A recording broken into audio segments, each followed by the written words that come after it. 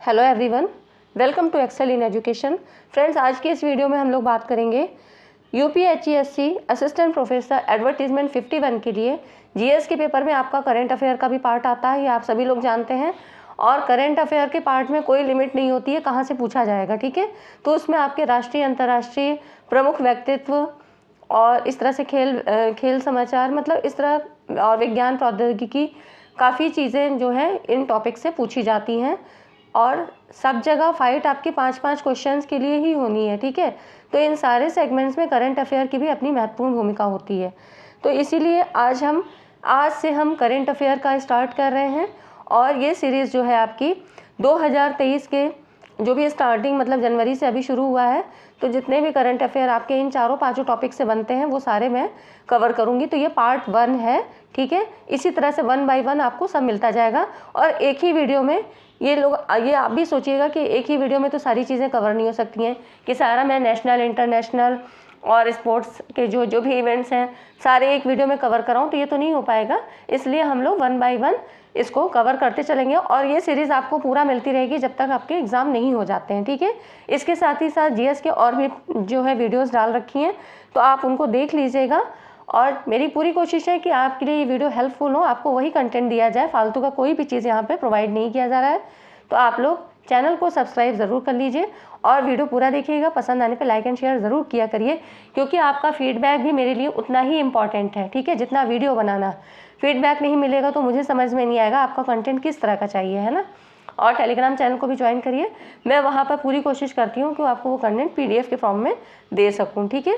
क्योंकि सारी चीज़ें यहाँ पर 15-20 मिनट की वीडियो में नहीं पॉसिबल होता है, तो वहाँ पर हम आपको पीडीएफ दे देते हैं, जिससे आपका भी काम आसान हो जाता है और मुझे भी अपनी बात को रखने का मौका मिलता है, ठीक है। तो इसलिए आप लोग चैनल को ज़रूर सब्सक्राइब किया करिए। चलिए स्टार्ट करते हैं। और पार्ट 1 है, ठीक है।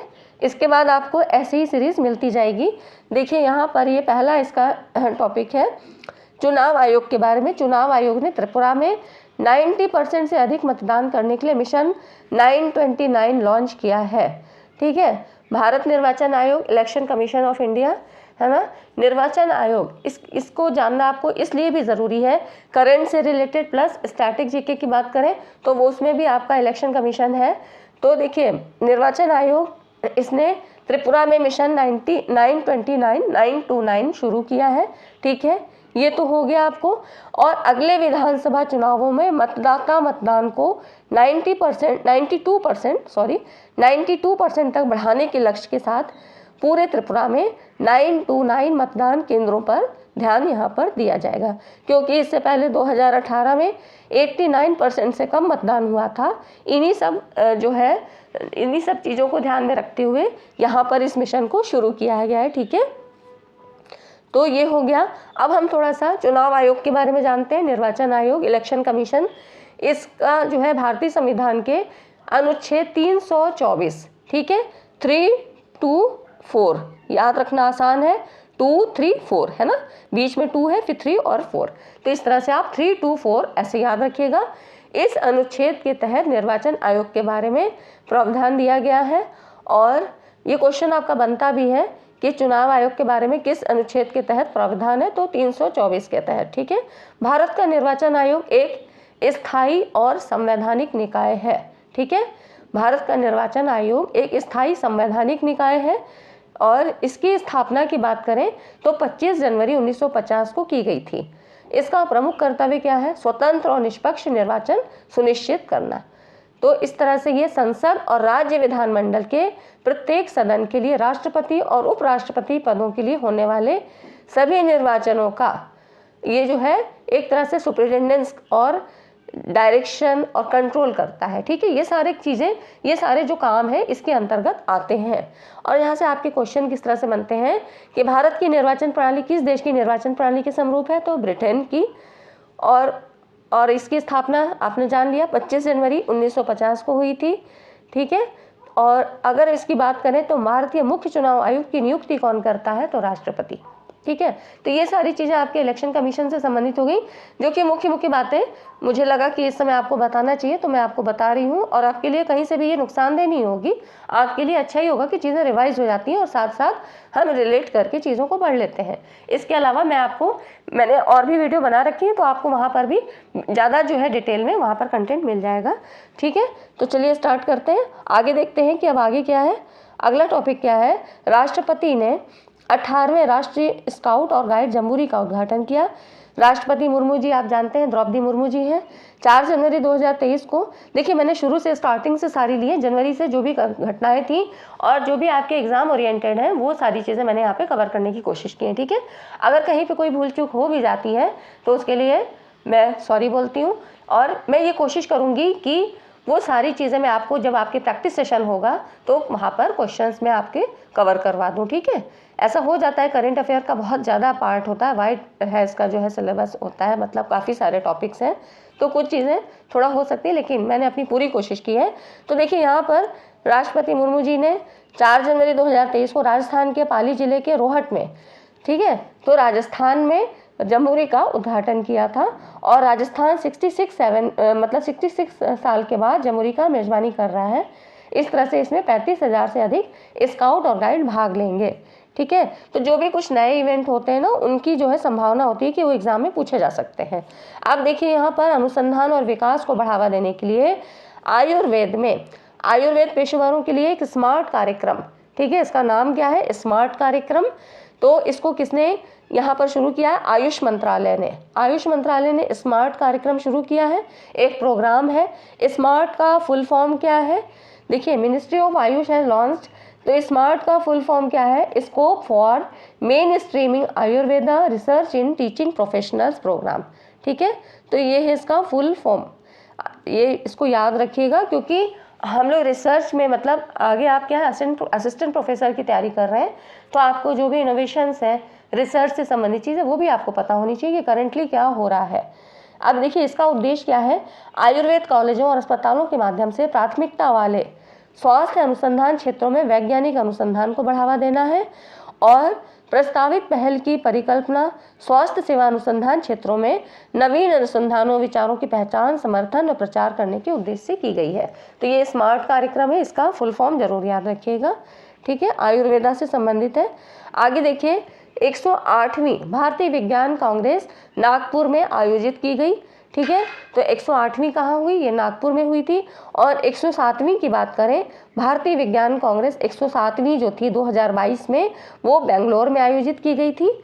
ठीक है, अब यहाँ पर ये देखिए 108वीं भारतीय विज्ञान कांग्रेस का आयोजन भारतीय विज्ञान कांग्रेस एसोसिएशन द्वारा जनवरी मतलब 3 से 7 जनवरी के बीच हुआ था 2023 में। कहाँ पर, राष्ट्र संत तुकडोजी महाराज नागपुर विश्वविद्यालय में किया जाएगा। ठीक है, तो मेन जगह आपको याद रखना है क्या है, नागपुर, और यूनिवर्सिटी में किया जाएगा। इसकी थीम क्या थी, 108वीं भारतीय विज्ञान कांग्रेस 2023 की थीम क्या थी, महिला अधिकारिता के साथ सतत विकास के लिए विज्ञान और प्रौद्योगिकी। ठीक है, अधिकतर देखिए साइंस और टेक्नोलॉजी पर ही ध्यान ज़्यादा दिया जा रहा है, तो उसी से संबंधित यहाँ की थीम भी थी, इसको याद रखिएगा। ठीक है, नेक्स्ट है, चुनाव आयोग ने मैथिली ठाकुर को बिहार स्टेट आइकॉन नियुक्त किया है। अब क्योंकि देखिए इस क्वेश्चन को यहाँ पर लेने का मेरा मकसद क्या था, क्योंकि आपके में प्रमुख व्यक्तित्व से भी सवाल आते हैं, पर्सनैलिटीज़ है ना, तो जो भी नया निर्वाचन है, जो भी कुछ इस तरह से नई पर्सनैलिटीज़ आई हैं, उनके बारे में भी आपको जानना चाहिए। तो यहाँ पर देखिए ये मैथिली ठाकुर को जनवरी 2023 में चुनाव आयोग द्वारा बिहार के लिए स्टेट आइकॉन नियुक्त किया गया है। ठीक है, वो चुनावी प्रक्रिया में अपनी भागीदारी के लिए जागरूक है। ये मान्यता उन्हें बिहार के लोक संगीत को महाद्वीप में फैलाने के लिए और अधिक प्रोत्साहन देगी, और बिहार के पारंपरिक लोकगीतों को जैसे मैथिली, भोजपुरी, हिंदी में भी यहाँ पर इसमें गाया गया है। तो इस तरह से ये बस याद रखिएगा कि मैथिली ठाकुर हैं जिन्हें बिहार स्टेट आइकॉन नियुक्त किया गया है। अगला देखिए 26वां राष्ट्रीय युवा महोत्सव कहाँ पर होगा, हुबली धारवाड़। कहाँ पर है ये युवा महोत्सव, 26वां राष्ट्रीय युवा महोत्सव है, कर्नाटक के हुबली धारवाड़ में आयोजित होगा। और ये मतलब मनाया गया है कब, 12 से 16 जनवरी को। और युवा उत्सव जो होता है किनकी याद में, तो स्वामी विवेकानंद जी की जयंती को यादगार बनाने के लिए इसको किया गया है। और इनकी जो विवेकानंद की जयंती कब होती है? 12 जनवरी को। ठीक है, किन्होंने उद्घाटन किया था? प्रधानमंत्री नरेंद्र मोदी जी ने 26वें राष्ट्रीय युवा महोत्सव का उद्घाटन किया। ठीक है, अब क्योंकि ये घटना हो चुकी, मतलब ये हो चुका है। ठीक है, तो ये हो गया। अब आगे देखिए, यूपी सरकार ने वंचित लड़कियों को सशक्त बनाने के लिए अभियान शुरू किया है। तो वो कौन सा अभियान है? ये है उत्तर प्रदेश सरकार ने वंचित वर्गों की बेटियों को सक्षम और आत्मनिर्भर बनाने के लिए समग्र शिक्षा अभियान शुरू किया है। ठीक है, और ये किससे संबंधित है? ये अभियान राज्य के सभी जितने भी 746 कस्तूरबा गांधी आवासीय बालिका विद्यालय हैं, यहाँ पर लड़कियों की सुरक्षा के लिए एक प्रशिक्षण कार्यक्रम है। कौन सा? आरोहिणी पहल प्रशिक्षण कार्यक्रम। इसके तहत एक गैर सरकारी संगठन के साथ मिलकर ये काम करेगा। ठीक है, और इसको 3 चरणों में लागू किया जाएगा। तो यहाँ पर ये समग्र शिक्षा अभियान है और किसके लिए है? तो कस्तूरबा गांधी आवासीय बालिकाओं के लिए, बालिका विद्यालयों में लड़कियों की सुरक्षा के लिए। ठीक है, तो ये हो गया आपका। अगला देखिए, लाडली बहना योजना। इसके तहत महिलाओं को 1000 रुपये प्रति माह दिया जाएगा। और ये कहाँ की योजना है? मध्य प्रदेश सरकार की। कई बार आप देखिएगा प्रीवियस ईयर के क्वेश्चन में, वहाँ पर जो है इन तरह से राज्यों के बारे में भी जो योजनाएं चलाई जा रही हैं उनसे भी संबंधित क्वेश्चन पूछे गए हैं। तो अधिकतर मध्य प्रदेश वगैरह में काफ़ी इस तरह से योजनाएं होती हैं, तो वो भी आपको कवर करवा दिया जाएगा साथ ही साथ। ठीक है, वो एकदम याद हो जाएगा, आपको कोई भी प्रॉब्लम नहीं आने वाली है। और ये आपको पूरा एग्जाम जब तक आपका नहीं हो जाता है, ये सारी चीज़ें आपको मिलती रहेंगी प्रॉपर तरीके से। इधर थोड़ा डिले हो गया था, मेरी कुछ अपनी प्रॉब्लम थी, लेकिन अब आपको पूरा बराबर मिलता रहेगा। जीएस का पूरा पार्ट अधिकतर, काफ़ी चीज़ें तो मैंने डाल दी हैं, आप लोग देख लीजिएगा। और एग्जाम ओरिएंटेड ही आपको चीज़ें यहाँ पर दी जाएंगी। तो वीडियो सेशन अगर आपको अच्छा लग रहा हो तो लाइक ज़रूर करिएगा। यहाँ पर देखिए, मध्य प्रदेश में ये लाडली बहना योजना इसको चलाया गया है। और यहाँ पे मध्य प्रदेश के शिवराज सिंह चौहान जी ने नर्मदा जयंती के अवसर पर लाडली बहन योजना को लागू करने की घोषणा की। इस योजना के तहत आपको पता है कि गरीब और मध्यम वर्ग की महत्वाकांक्षी बहनों को प्रति माह 1000 रुपये दिए जाएंगे। ठीक है, बस इसकी शर्त क्या है कि योजना का लाभ प्राप्त करने के लिए महिला को मध्य प्रदेश का निवासी होना अनिवार्य है। मतलब हम लोग यहाँ से नहीं जाके वहाँ पे लाभ ले सकते हैं यूपी से। ठीक है, तो इस तरह से ये हो गया। अब देखिए, पुदुचेरी में G20 विज्ञान 20 की स्थापना बैठक का आयोजन किया गया। तो कहाँ पे? पुदुचेरी में। ठीक है, तो भारतीय राष्ट्रीय विज्ञान अकादमी INSA के अध्यक्ष डॉक्टर आशुतोष शर्मा ये जो है ये अध्यक्ष थे और वैज्ञानिक और तकनीकी छाया पर केंद्रित था जो राष्ट्रों के विकास में मदद करेगा। इस बैठक की थीम क्या थी? तो नवाचारपूर्ण और स्थिर अवलोकन के लिए निराशाजनक विज्ञान, ये इसकी थीम है। ठीक है, तो यहाँ पर G20 विज्ञान 20 की स्थापना इसका जो पुडुचेरी में आयोजन किया गया। आगे देखिए, सुप्रीम कोर्ट में 5 तो पहले से थे, 5 जजों की स्थापना की गई, कुल मतलब इस तरह से 7 नए जजों की नियुक्ति हो गई है। ये फरवरी में सुप्रीम कोर्ट में 5 नए जजों को मुख्य न्यायाधीश चंद्रचूड़ जी ने शपथ दिलाई। और इससे पहले 10 जनवरी को 2 अन्य न्यायाधीशों की नियुक्ति की गई थी। ठीक है, तो 5 अभी हो गए, 2 पहले से थे, तो इस तरह से कुल टोटल कितने हो गए? 7। अब इनमें देखिए 5 जजों की नियुक्ति में कौन कौन से? राजस्थान हाई कोर्ट के चीफ जस्टिस पंकज मित्तल है, पटना हाई कोर्ट के चीफ जस्टिस संजय करोल और मणिपुर हाई कोर्ट के chief justice PV Sanjay Kumar, Patna high court के justice Ahsanuddin Amanullah, Allahabad high court के जस्टिस मनोज मिश्र। ठीक है, तो ये हो गए आपके 5। और इलाहाबाद हाई कोर्ट के चीफ जस्टिस राजेश बिंदल और गुजरात हाई कोर्ट के चीफ जस्टिस अरविंद कुमार को सुप्रीम कोर्ट ने पहले ही मतलब 10 जनवरी को जज नियुक्त किया था। ठीक है, तो ये हो गए, क्योंकि ये पर्सनैलिटीज़ में पूछा जा सकता है तो आपको कुछ नाम याद होंगे कि जैसे कि पहले कौन थे? तो इलाहाबाद हाई कोर्ट के चीफ जस्टिस राजेश बिंदल थे और उसके बाद अरविंद कुमार। ठीक है, तो ये हो गए और 5 अभी नियुक्त हुए हैं। इस तरह से टोटल 7 हो गए। आगे देखते हैं, मिशन अंत्योदय सर्वेक्षण 2022-23 ये लॉन्च किया गया है। इसको किसने किया है? देखिए, केंद्रीय ग्रामीण विकास और पंचायती राज मंत्री गिरिराज सिंह ने मिशन अंत्योदय सर्वेक्षण 9 फरवरी को 2022-23 को इसका अभियान शुरू किया है।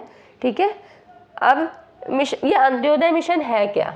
तो इसके बारे में देखिए, स्टैटिक जीके की हम बात करें तो इस मिशन को बजट 2017-18 के दौरान लॉन्च किया गया और इसका उद्देश्य पंचायतों को उनकी विकास योजना बनाने में सहायता करना था।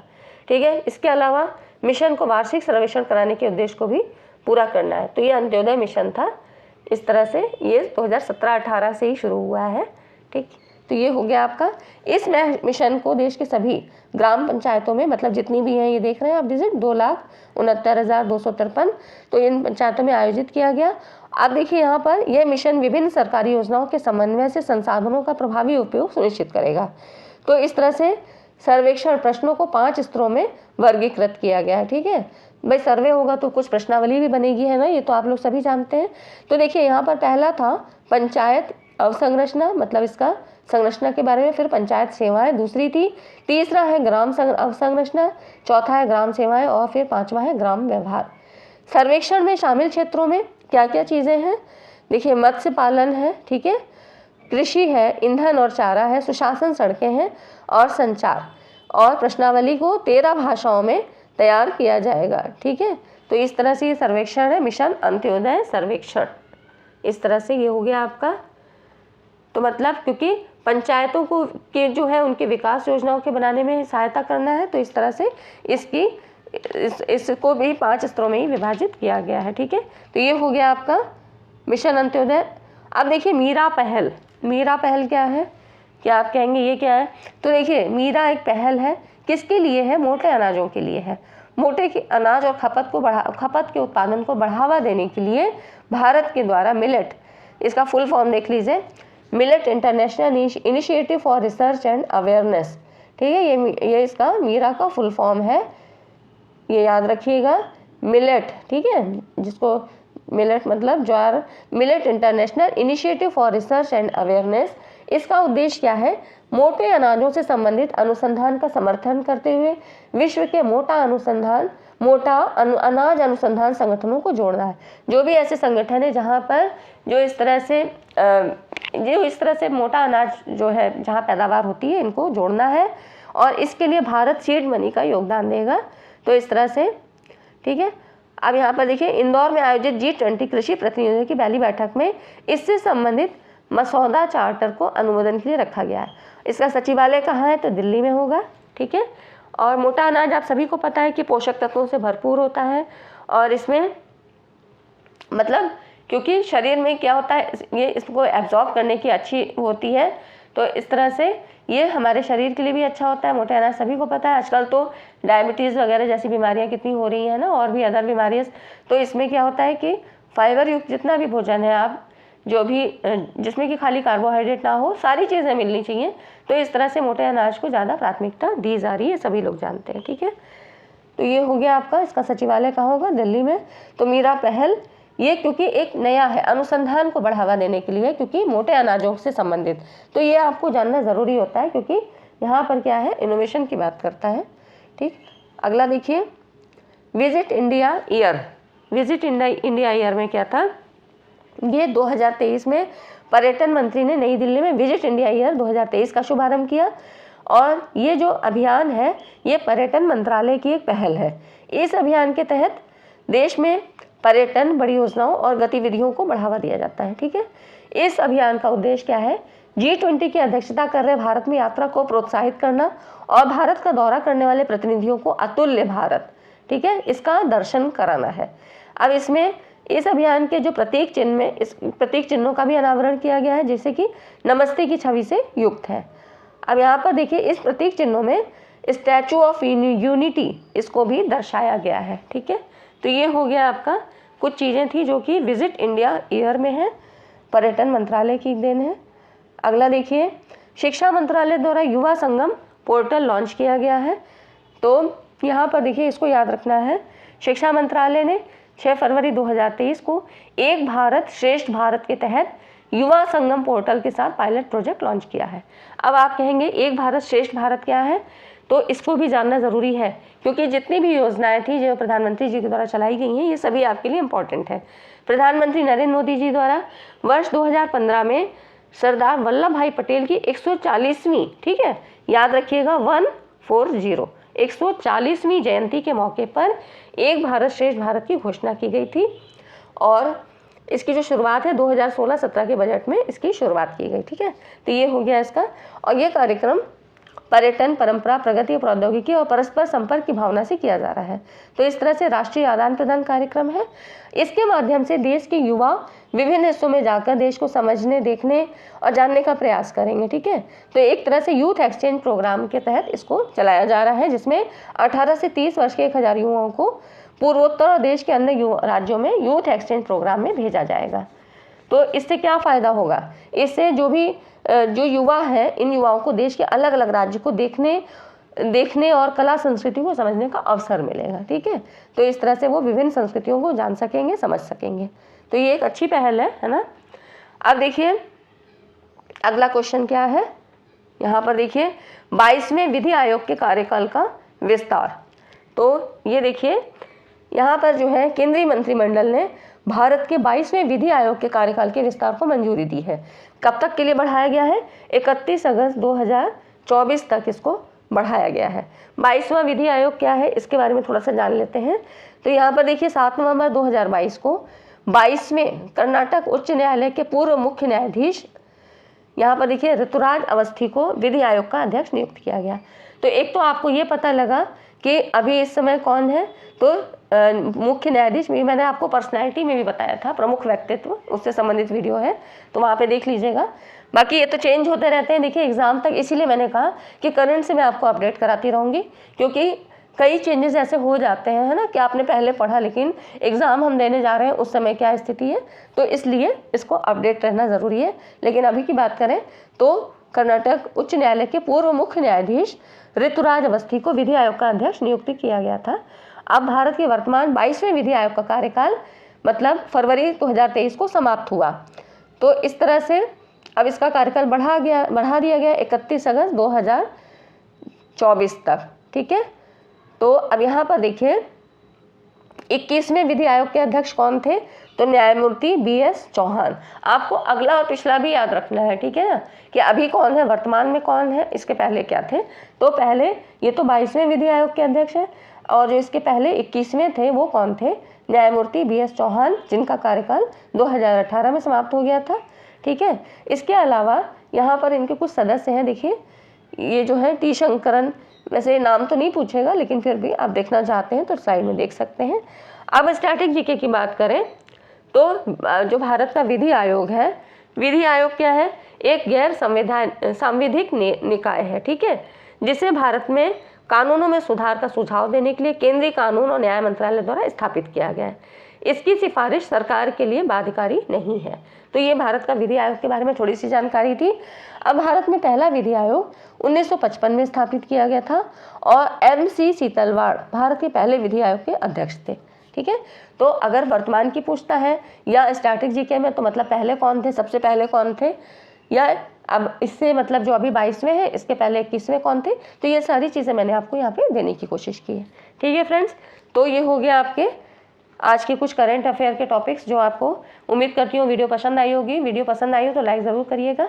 ठीक है, चैनल को सब्सक्राइब ज़रूर करिए, क्योंकि ऐसे ही इंपॉर्टेंट कंटेंट जो कि बहुत मेहनत से बनाए जाते हैं, काफ़ी चीज़ें कलेक्ट करके बनाई जाती हैं, एग्ज़ाम के पैटर्न को ध्यान में रखा जाता है, तो बहुत मेहनत से बनाई जाती है। और आपका एक लाइक जो है, एक कमेंट, एक लाइक हमारे मोटिवेशन को कई गुना बढ़ा देता है। ठीक है, तो उम्मीद करती हूँ वीडियो को अब तक आपने लाइक कर दिया हो और चैनल को सब्सक्राइब ज़रूर कर लीजिए। ठीक है, मिलते हैं अगली वीडियो में और आपको रेगुलर वीडियो ऐसी ही मिलती रहेंगी। चैनल को सब्सक्राइब जरूर करिए। Thanks for watching this video.